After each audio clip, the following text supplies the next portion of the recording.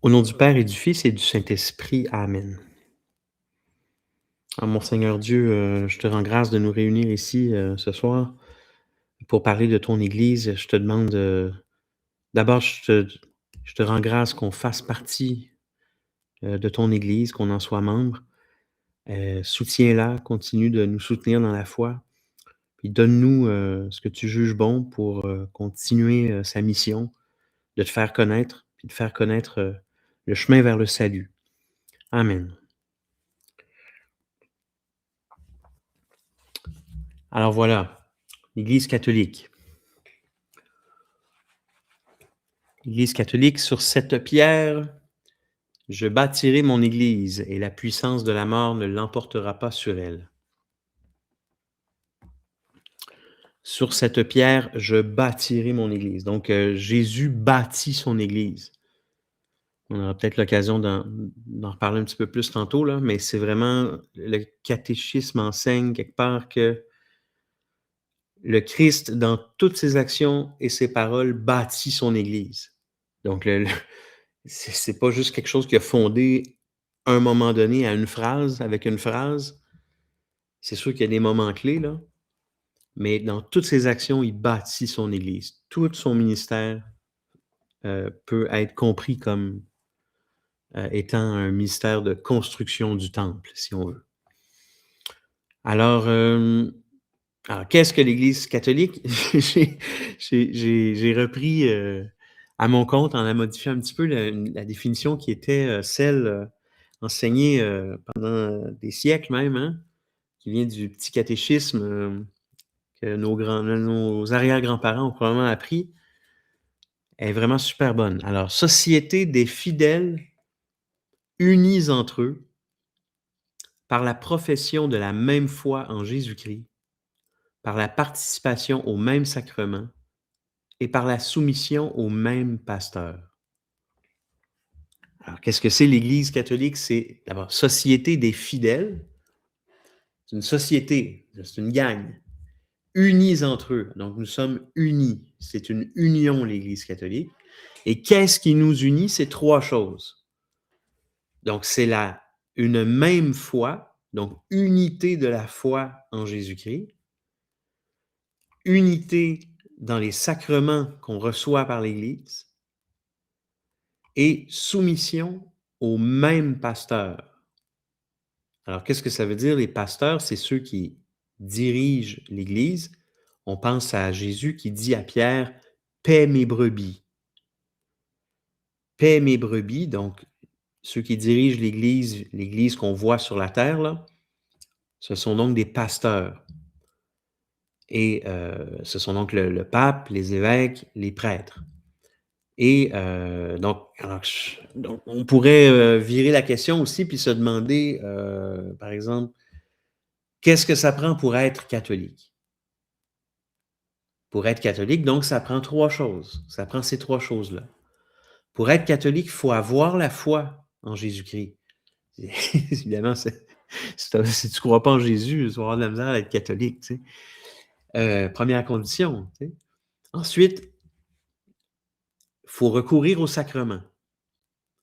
Donc peu importe, puis dépendamment de l'âge qu'on a, puis où est-ce qu'on est sur notre chemin de conversion, heu, on n'a pas tous accès au même sacrement, mais il y en a un qui est au moins essentiel, c'est le baptême. Le baptême est absolument essentiel pour être pleinement catholique. D'où l'importance de reconnaître le baptême aussi, je pense à des cas qu'on connaît autour de nous, des gens qui ont été baptisés, heu, par exemple dans d'autres, traditions. Alors, si le baptême est reconnu, ça les rend membres de l'Église catholique. Et ça prend surtout le 3e point aussi, reconnaître l'autorité de l'Église. L'autorité dans l'Église aussi. Et ça, c'est un point qui est vraiment difficile aujourd'hui. Je pense que tout le monde, on peut en témoigner. Même soi-même, moi-même, ça m'arrive d'avoir de la difficulté avec ça aussi. Heu, on n'a pas toujours le goût de nous soumettre à l'autorité de l'Église. Mais il faut comprendre aussi ce que ça veut dire soumission. Alors la soumission au sens que l'Église lui donne, c'est pas, comme on veut nous le faire croire dans le monde là, quelque chose de bien mauvais, là, duquel il faudrait se rebeller, là. C'est la soumission, c'est vraiment très beau. La soumission, c'est d'abord, il faut comprendre que c'est le mot mission et la soumission, c'est participer à la même mission, mais avec moins de responsabilités. C'est une sous-mission, OK? Donc, nous les fidèles, on participe, on a la même mission que les pasteurs de l'Église. On a la même mission que le pape, que les évêques, c'est d'annoncer, on verra plus tard, là, annoncer la bonne nouvelle, ces choses-là.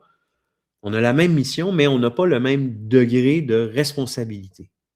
Ce qui fait qu'en réalité, quand on est soumis, en fait, ça vient aussi avec un très bon côté, c'est qu'on a moins de responsabilité, le fardeau est moins lourd sur nos épaules. Alors, dans le fond, on se rend compte que être soumis, la soumission au sens d'Église, c'est complètement contraire à ce que le monde entend. Tu sais. On essaie de nous faire croire que la soumission, c'est comme avoir un lourd fardeau sur les épaules, là, puis être à la merci d'une autorité quelconque. Pas du tout. Quand on est en soumission, on est relevé d'un paquet de responsabilités. Je ne voudrais pas être dans les culottes du Saint-Père. Hein? Alors, voilà. Donc, c'est les trois choses que ça prend pour... Et tout ça unis entre eux. Donc, c'est ce qui nous unit. Maintenant, le mot Église, ça vient du grec ecclésia. On entend souvent que ça veut dire assemblée, mais le catéchisme enseigne que ça veut dire convocation. Ça revient un peu au même, hein? Une assemblée, une convocation, c'est le Seigneur qui nous convoque ensemble. Aujourd'hui, le mot Église désigne aussi bien la communauté universelle des croyants, donc l'ensemble de toute l'Église universelle. Ça désigne aussi la communauté locale des croyants. Par exemple, quand on parle de l'Église de Trois-Rivières, l'Église de Montréal. Au temps biblique, on va parler de l'Église d'Antioche, l'Église à Corinthe. Une communauté locale de croyants, et ça désigne aussi bien aussi l'assemblée liturgique. Donc, l'Église qui est présente pendant la messe, par exemple. Le mot catholique, lui, ça vient du grec katholikos, qui veut dire universel. Alors, qu'est-ce que ça veut dire universel? Qu'est-ce que ça veut dire catholique? Pourquoi on s'appelle catholique? Alors, c'est un mot, ça nous est reproché beaucoup par nos frères protestants d'utiliser un mot qui n'est pas dans la Bible. Ils ont raison, hein, c'est pas dans la Bible. Ou peut-être que ça l'est dans la Septante, dans l'Ancien Testament, quelque part, mais pas tout à fait dans le même sens que l'Église le dit, mais je n'ai pas vérifié ça. Mais l'Église, oui, effectivement, Jésus n'a pas fondé une Église catholique. Il ne lui a pas lui-même donné le nom de catholique. C'est un nom qui est venu par après. L'Église est catholique parce qu'en elle, le Christ est présent. C'est pour ça qu'elle est universelle. C'est parce que le Christ est présent. Je ne sais pas pourquoi. La première fois qu'apparaît le mot catholique, c'est dans la bouche de saint Ignace d'Antioche, dans une lettre aux Smyrniotes. Saint Ignace d'Antioche, très intéressant. Okay, je prends 2 secondes pour en parler un peu. J'ai même des petites images pour le fun, ou comment on le représente. Saint Ignace d'Antioche, c'est l'évêque d'Antioche, c'est le 3e évêque d'Antioche. Le premier, c'est Saint-Pierre. Avant d'aller à Rome, Saint-Pierre était évêque d'Antioche. Il y en a un autre après, j'ai oublié c'est qui. Puis après ça, il y a Saint Ignace. Et Saint Ignace je crois qu'il a été même baptisé par Saint-Pierre, ou en tout cas ordonné, ou un des deux, mais il a connu Saint-Pierre. Il est né en l'an 35, donc il est né juste après, 2 ans après la mort de Jésus. Fait il était là, dans les premiers temps. Là. Il a connu Saint-Pierre, il a connu les premiers chrétiens. Et à un moment donné, Saint Ignace, il a été persécuté, il a été envoyé à Rome. Les Romains ont décidé de le faire mourir. Et puis c'est un des premiers martyrs connus là, pour avoir été dévoré par les lions. On le représente en tout cas comme ça. Et sur le chemin qui l'a mené à Rome, il a écrit plusieurs lettres à des communautés de chrétiens qui étaient dispersées un peu. Donc, dans sa lettre aux Smyrniotes, il va parler de l'Église catholique.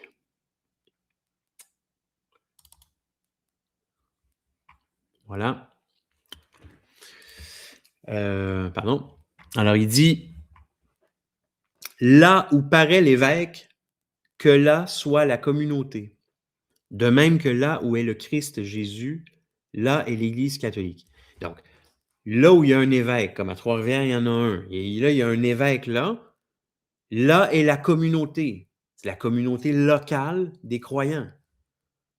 Fait que l'évêque, c'est un signe d'une communauté établie, puis qu'il y a un pasteur qui est dirigé. De même, là où est le Christ Jésus, là est l'Église catholique. Donc, le Christ Jésus, il est partout dans son Église. C'est ça le sens du mot universel. Du mot catholique, ça veut dire que Jésus est présent partout dans son Église. Il est au cœur de son Église. Peu importe où on est, dans quel lieu. Alors, ensuite, pourquoi une Église? Pourquoi Dieu a besoin d'une Église? Alors, le Père éternel, par la disposition absolument libre et mystérieuse de sa sagesse et de sa bonté, a créé l'univers. Il a décidé d'élever les hommes à la communion de sa vie divine. Bon. Alors, comme on l'a vu, les catéchèses sur l'homme aussi,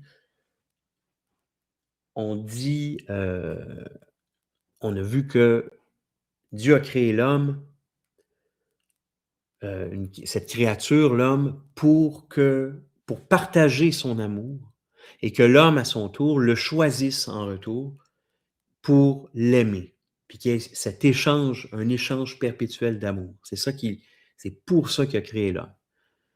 La fin de l'homme, c'est de connaître et aimer Dieu. Mais Dieu n'a pas fait ça juste pour moi-même tout seul. Il a créé plusieurs hommes, une communauté d'hommes, puis il veut que tous les hommes, ensemble, se tournent vers lui. Donc, il a décidé d'élever les hommes à la communion de sa vie divine, d'où la nécessité d'enseigner aux hommes ensemble. Donc, ce qui sort de la bouche de Dieu, de la parole de Dieu, lorsqu'elle est donnée à quelqu'un, elle est donnée aussi en même temps à tous. Disons que c'est le sens premier de l'Église. Okay? Donc, maintenant, quelles sont les finalités de l'Église? À quoi sert l'Église? La première chose, donc, rassembler les fidèles dans la communion en vue de l'établissement du royaume des cieux. Le Seigneur veut établir le paradis, le royaume des cieux.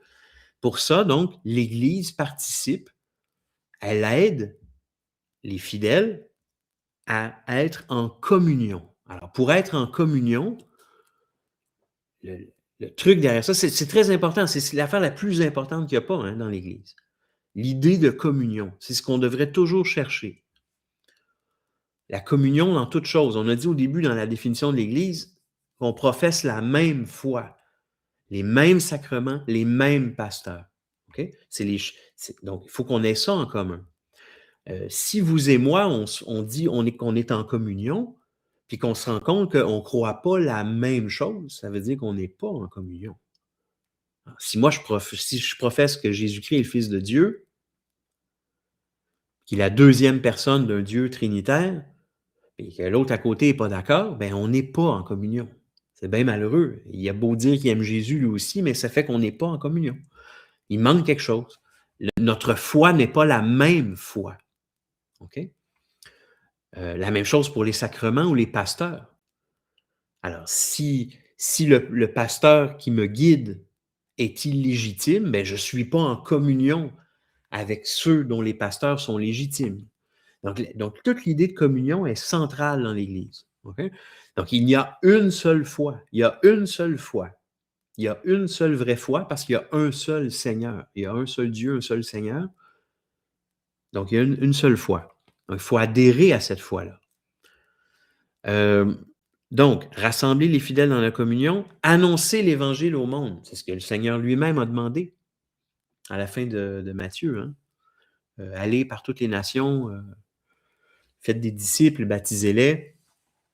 Annoncer l'Évangile du monde, au monde. Ensuite, transmettre l'intégralité du dépôt de la foi. Je viens de le mentionner un peu. Hein? Alors, qu'est-ce que c'est le dépôt de la foi? Le dépôt de la foi, c'est comme une petite, j'aime ça penser à ça comme ça, c'est comme une petite boîte. On dirait que l'Église elle-même ne détient pas en elle-même la vérité. c'est Jésus qui est la vérité. Mais Jésus a révélé à l'Église tout ce qui est nécessaire pour qu'on aille vers lui.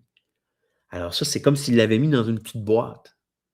Puis il l'a donné à Saint-Pierre puis aux premiers apôtres. Il a dit, gardez ça, transmettez ça, de génération en génération. Alors, donc, c'est comme ce qu'on appelle le dépôt de la foi. Ça fait 2000 ans, puis il est intact.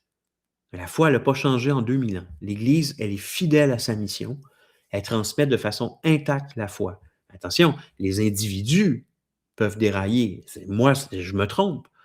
Je peux dire, je peux me tromper complètement. Je peux même dire n'importe quoi. Il y a même des individus dans l'Église qui ont même, malheureusement, qui sont menteurs. Qui vont chercher à tromper. Ça, c'est arrivé dans l'Église, évidemment. Ça arrive encore, malheureusement. Mais l'Église avec un grand E, elle ne se trompe pas. Elle est fidèle à sa mission. Puis, dernier point, administrer les sacrements institués par Jésus-Christ. Tiens, je vais y revenir en continuant, là. Alors, l'Église à travers la révélation. Donc, d'où vient l'Église? Comment le projet est né? Comment ça s'est déployé au fil du temps? Comment ça s'est révélé aux hommes? Regardez les étapes de ça, c'est pas très compliqué. Alors, l'Église, elle a toujours été désirée, elle a toujours été dans l'idée de Dieu, on pourrait dire, dans le cœur ou dans le sein de Dieu. Elle a toujours été là. On dit qu'elle est préfigurée dans la création. Elle est préfigurée. Elle n'est pas là encore. Elle n'est pas encore fondée, par exemple, mais elle est préfigurée. Dieu en a l'idée. Dieu a créé le monde en vue de l'Église. C'est ça qu'on dit. C'est au catéchisme, ça aussi. Dieu a créé le monde en vue de l'Église. On avait déjà vu qu'elle a créé le monde, que Dieu a créé le monde en vue de l'homme. Ben oui, la création est faite pour l'homme. Dieu l'a donné à disposition à l'homme, mais à l'homme, c'est pas juste un homme seul, c'est toute une gang, c'est nous autres. Donc, c'est aussi pour l'Église. Et la communion à sa vie divine se réalise par la convocation des hommes, comme j'ai dit tantôt. Dieu nous convoque. Alors, à chaque fois que Dieu parle aux hommes, que ce soit à Adam et Ève au début, Noé, les prophètes, jusqu'à nous aujourd'hui, quand Dieu parle aux hommes, ben, il nous convoque. Donc, l'Église est en jeu. Chaque fois que sa parole se fait entendre aux hommes, c'est toute l'Église qui tend l'oreille là, en même temps. Mais avant, au début, elle est seulement préfigurée. J'avais eu l'idée tantôt de comparer ça, mettons, à un pont, mettons, là, tu sais. Il y a une rivière devant moi, puis là, je me dis, ça serait une bonne idée à un moment donné de me faire un pont pour traverser l'autre bord. Et j'en ai juste l'idée. Je suis loin encore de réaliser la chose, mais j'ai juste l'idée, puis je me demande si c'est une bonne idée. Je tente la faire, tu sais. Alors, disons que l'Église était préfigurée comme ça dans le sein de Dieu. Il y en avait l'idée. Après, il a commencé à la préparer. Dans l'Ancienne Alliance, ça a commencé par la vocation d'Abraham. J'en ai déjà parlé. Abraham se fait appeler.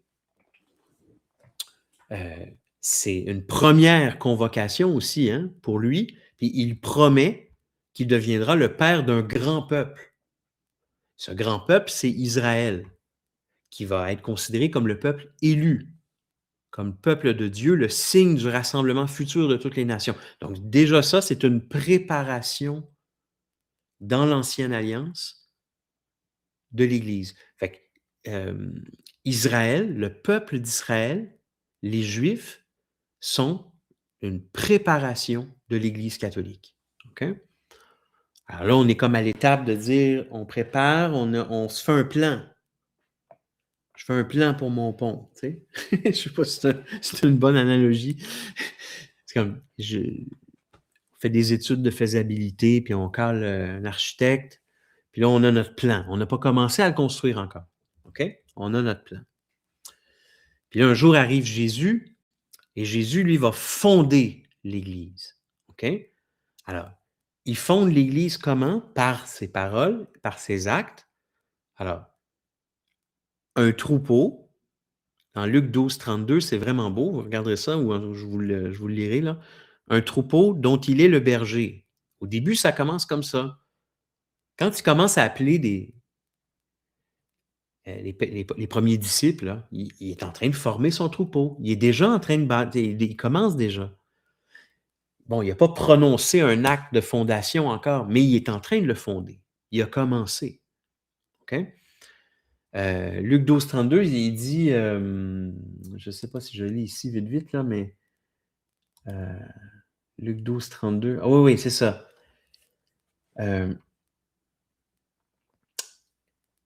Cherchez le royaume et cela vous sera donné par surcroît. Puis là, il dit, sois sans crainte, petit troupeau. Votre Père a trouvé bon de vous donner le royaume. Il parle comme ça à ses disciples. Il dit, sois sans crainte, petit troupeau. Alors, on fait partie du petit troupeau, nous aussi. Puis, je trouve ça vraiment doux et apaisant de penser que le Seigneur s'adresse à nous comme ça. Donc, c'est la vraie famille de Jésus. Vous vous rappelez quand Jésus, par exemple, rappelle que sa vraie famille, c'est pas sa mère et ses sœurs qui sont là dehors. Il disait, c'est la vraie famille de Jésus, c'est ceux qui font sa volonté, ceux qui croient en lui. Alors, ça aussi, en parlant comme ça, il forme son Église tranquillement, puis vient un moment donné le choix des 12. Parmi ses disciples, il en choisit 12 en particulier, avec Pierre comme leur chef. Ça, c'est Marc 3, 13. Je vous le lis rapidement, c'est vraiment facile là. Il gravit la montagne et il appela ceux qu'il voulait. Ils vinrent auprès de lui et il en institua 12 pour qu'ils soient avec lui et pour les envoyer proclamer la bonne nouvelle. Alors, après ça, il les nomme. Mais là, on dit clairement, il en a institué 12. Okay? Alors, ils sont institués. Puis après ça, on peut parler aussi de Matthieu 16, 18, là, qui est très connu, j'ai cité au début, fondé par, qui est, on pourrait dire un peu l'acte de fondation de l'Église, parce que là, Jésus parle explicitement de ça. Il s'adresse à Pierre, vous connaissez très bien le passage, je suis certain. Et moi, je te le déclare, tu es Pierre, et sur cette pierre, je bâtirai mon Église, et la puissance de la mort ne l'emportera pas sur elle. Il ajoute, je te donnerai les clés du royaume des cieux. Tout ce que tu auras lié sur la terre sera lié dans les cieux, et tout ce que tu auras délié sur la terre sera délié dans les cieux. OK. Il dit ça à Pierre. Tu es Pierre, et sur cette pierre, je bâtirai mon Église. Je bâtirai mon Église. Alors, est-ce qu'il est vraiment nécessaire de rappeler qu'il y a une seule Église? Hein, il n'y en a pas bâti 40 000, là. Il en a bâti une. Je bâtirai mon Église. Il l'a bâti sur une pierre. Celle de l'apôtre Pierre. Alors, il a donné à Pierre les clés du royaume, autorité pour gouverner l'Église. Qu'est-ce que ça veut dire, les clés du royaume? C'est l'autorité pour gouverner l'Église. Donc ça, c'est un pouvoir qu'il a donné seulement à Pierre. Mais après ça, il a ajouté tout ce que tu auras lié sur la terre, le pouvoir de lier et le pouvoir de délier. Mais ça, il ne l'a pas donné seulement à Pierre. Il y a un autre passage qu'on oublie souvent, vous irez voir, c'est Matthieu 18, 18. En Matthieu 18, 18 ou 18, 19, il donne ce même pouvoir aux apôtres. OK? Je vais rappeler le contexte un petit peu. C'est quand il dit, si ton frère a commis un péché contre toi, va lui faire des reproches seul à seul.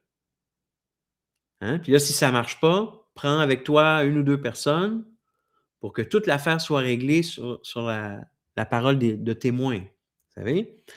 Puis là, s'il refuse encore de les écouter, va à l'assemblée, va devant l'Église. OK? Puis s'il refuse de t'écouter, considère-le comme un païen ou un publicain. Alors, si celui qui refuse d'écouter l'Église, il faut le dire au passage, là, c'est un païen. OK? C'est pas. Je veux bien qu'aujourd'hui, ça soit comme comment on dit ça, là? C'est bien négatif de parler comme ça, là.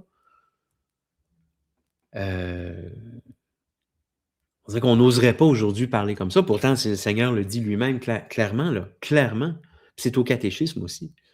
Alors, celui qui refuse d'écouter l'Église est un païen. C'est tout simplement ça.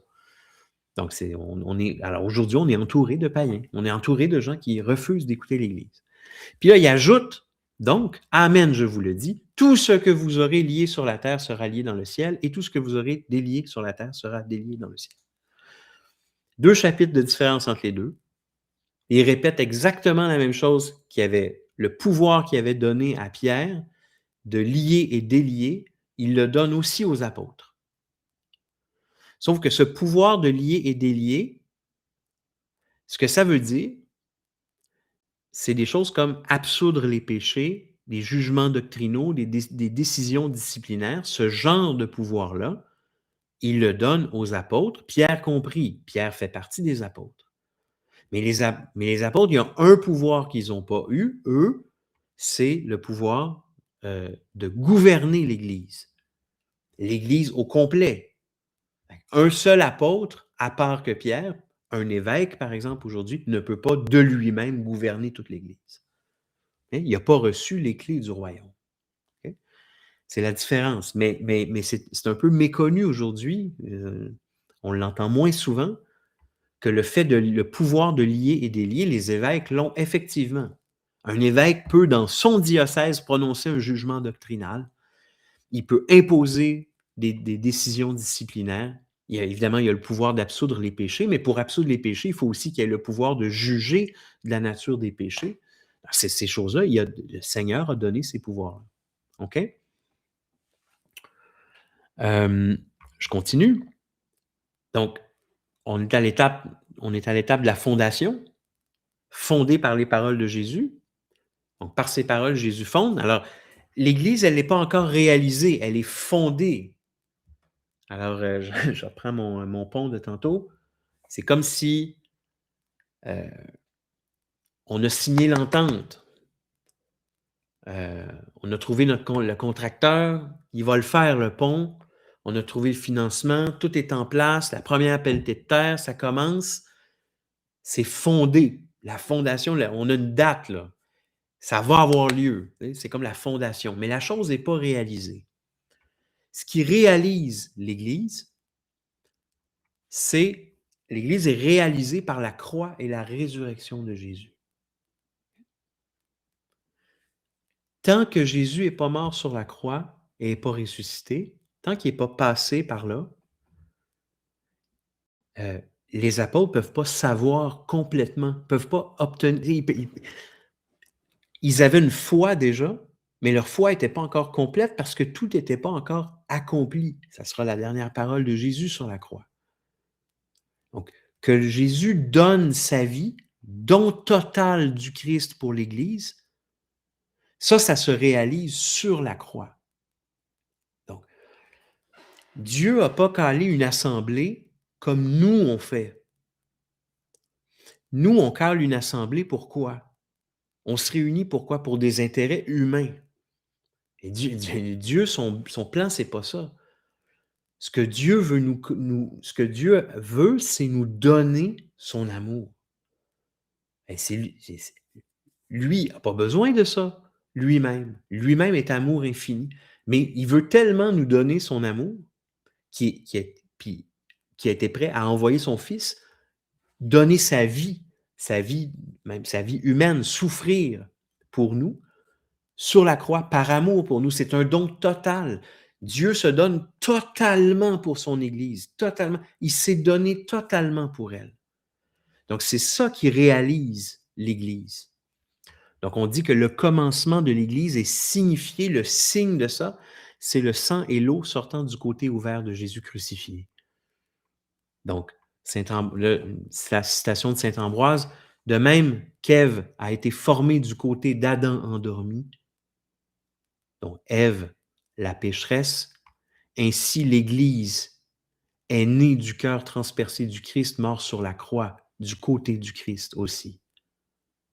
Donc, tout est accompli, tout est réparé, tout est pardonné, tout est réconcilié par le sang et l'eau qui sortent de son cœur.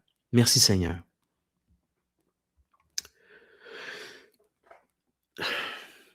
Alors, Ensuite, donc, le pont est fait, l'alliance est faite, le pont est fait, est réalisé.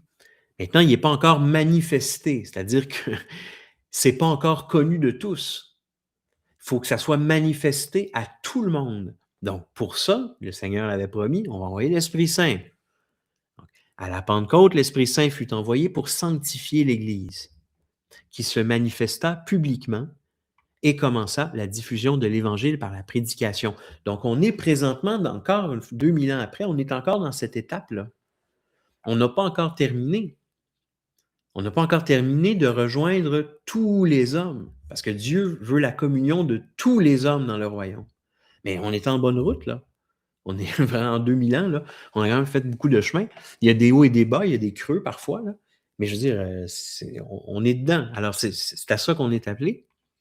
Alors, il ne faut pas oublier aussi, ah oui, l'Esprit Saint. Donc, en l'absence de Jésus en chair et en os parmi nous, c'est l'Esprit Saint qui gouverne l'Église. Donc, qu'est-ce que ça veut dire? Tout à l'heure, je parlais de Pierre. L'autorité de gouverner l'Église a été donnée à Pierre. Ça, c'est de gouverner l'Église qui est visible. OK? Mais l'Église a évidemment une dimension invisible parce qu'elle est d'origine divine. Elle vient de Dieu. Dieu n'est pas visible. Et donc, l'Église a une dimension invisible. Alors, l'Église est gouvernée par Dieu lui-même, l'Esprit Saint. OK? Mais sur terre, avec nos yeux de chair, on a un représentant, ce qu'on appelle le vicaire du Christ, qui est le pape. OK? Mais en réalité, c'est l'Esprit Saint qui gouverne. Qui inspire le pape? Qui inspire les évêques? Qui inspire les fidèles dans leurs décisions, dans leurs actes de charité? C'est l'Esprit Saint. C'est l'Esprit Saint qui est toujours à l'œuvre dans l'Église, OK? Qui la soutient. Voilà, ça c'est une chose. Ensuite, et plus tard, elle sera, c'est pas encore arrivé, elle sera consommée dans la gloire du ciel à la fin des temps. Ça, c'est la dernière étape de l'Église. On n'en est pas là encore. Donc, la consommation de l'Église nécessitera de grandes épreuves. Alors, qu'est-ce que c'est ça veut dire quoi, ça, la consommation? Alors, vous connaissez peut-être l'expression un mariage qui n'a pas été consommé, hein, la consommation du mariage qui est l'acte conjugal. Ben oui, alors, les époux, ils ont prononcé leur oui devant le prêtre, devant leur famille, à l'église, ils se sont mariés. Ben, ils sont mariés. Ils sont mariés. C'est réalisé. Le mariage est réalisé. Ce sont des époux. Hein. Puis ils sortent de l'église, tout le monde les applaudit. Leur mariage est manifesté au monde. On peut les voir, on les voit ensemble, on les voit partir en char. Mais l'acte conjugal va consommer leur mariage. Qu'est-ce que ça veut dire? Ça veut dire que la finalité, la raison pour laquelle ils se sont mariés arrive. C'est-à-dire, dans le cas-là, la reproduction. Okay? On se marie pour avoir des enfants. C'est une des finalités du mariage. Donc, l'Église, elle sert à quoi? On l'a vu au début, amener tous les hommes dans le ciel. On peut sauver les âmes. C'est à ça qu'elle sert. Alors, tant et aussi longtemps que l'Église n'arrivera pas là, jusqu'à ce jour, l'Église avance dans son pèlerinage à travers les persécutions du monde et les consolations de Dieu. La vie dans l'Église, là, c'est persécution puis consolation. C'est à peu près, tu sais, je veux dire, on balance entre les deux tout le temps. Ça, c'est Saint Augustin qui parle comme ça. Donc, alors seulement, donc, quand on y sera, quand tous les hommes seront parvenus au ciel, tous les justes depuis Adam jusqu'au dernier élu se trouveront rassemblés dans l'Église universelle auprès du Père. Donc, ça va être au jugement dernier seulement que l'Église va être consommée. Donc, alors je finis avec cette petite citation du catéchisme. L'Église est dans ce monde-ci le sacrement du salut, le signe et l'instrument de la communion de Dieu et des hommes. Alors, je vous laisse avec ça. OK? Merci beaucoup.